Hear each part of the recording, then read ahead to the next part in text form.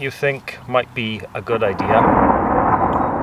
So we're now doing an unplanned waterproofness test.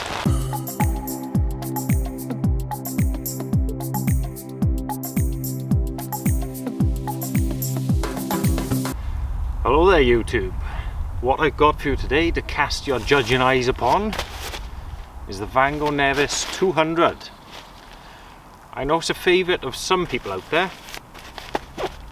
I managed to find this out for a bargain price on eBay, so I thought I'd pick it up to just to test it out.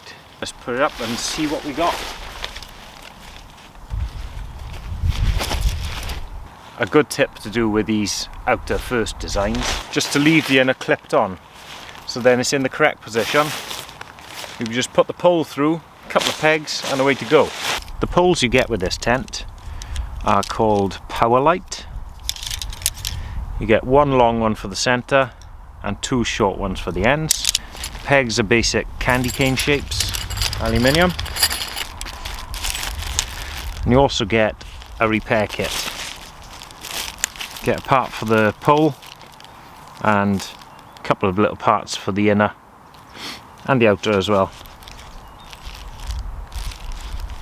I suppose you just use your own glue to stick them on then. It's not supposed to have that bend in it. This is a second-hand tent, which has had a batter in.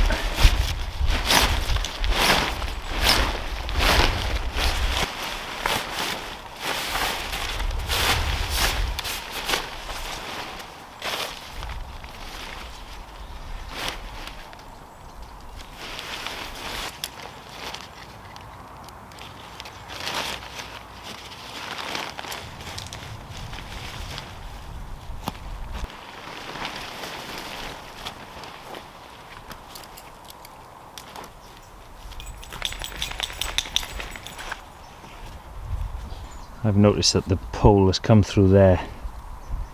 That obviously has a pressure point on it. This particular tent would have been used about 7 times. So it's good to see the little parts where it would have worn. There we go, so that's the tent set up. Now you've got 2 doors on it, but only one side has the porch. So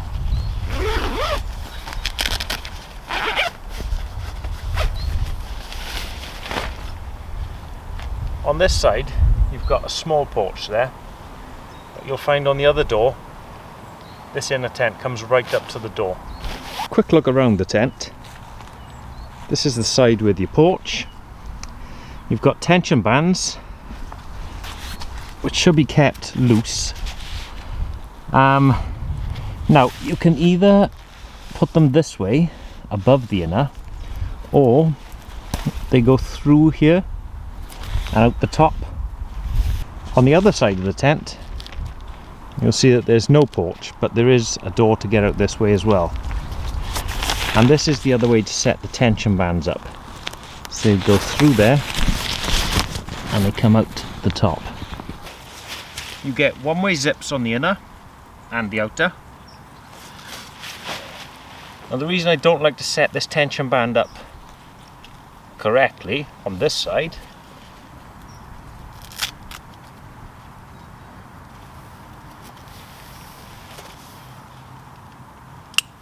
what you think might be a good idea.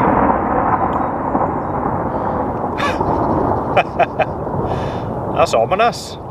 Talking about the Nevis. Right, I better speed this up before it hammers down. What you think might be a good idea with this tension band. So you'll see that you can't open this door properly. You try to and it just hangs there, which makes it quite dangerous if you're trying to cook and this is flapping about. So I do prefer to have this side off.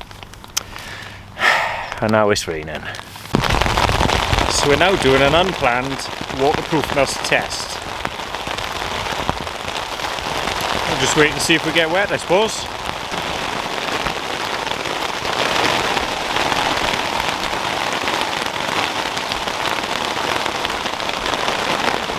Hailstones. Once it gets a bit quiet, I'll show you inside.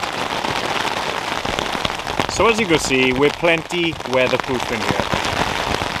even with giant hailstones smashing on top of us. Inside, you've got small vents either end, and on there. And the doors have got nothing on that side, but again, a small vent at the top. You're quite well protected by this fabric, and it's going to be nice and warm, so you won't get many drafts coming through you in the cold. It's long enough inside, but you don't get a lot of head height. Completely unplanned hailstone shower. Totally dry in here. Went on for about 10 minutes or so. So you can see it's a fairly sturdy tent. They're starting to get serious price bracket, so you can expect a little bit more features than you will with the budget models. I think this is around £120 new. This is the Vango Nevis 200. This is definitely just a roomy one man. I wouldn't buy this for two of you. Nice to have the two porch option. Well, two door at least, one porch. And there's just enough room for one really. And it weighs in at 2 kilograms. Guy lines are fairly basic. You can see the little hailstone storm we had. I think that's a bit of a weakness point. And you do also need 2 pegs here. Otherwise this pole can move outwards. So there it is, the Vango Nevis 200. If you like the look of that, the link is in the description below. And come back on the next video, I'll be trying it out. I'll take it to the top of a mountain, I think 600 meters up. How about that? Give it a proper test. Cheers!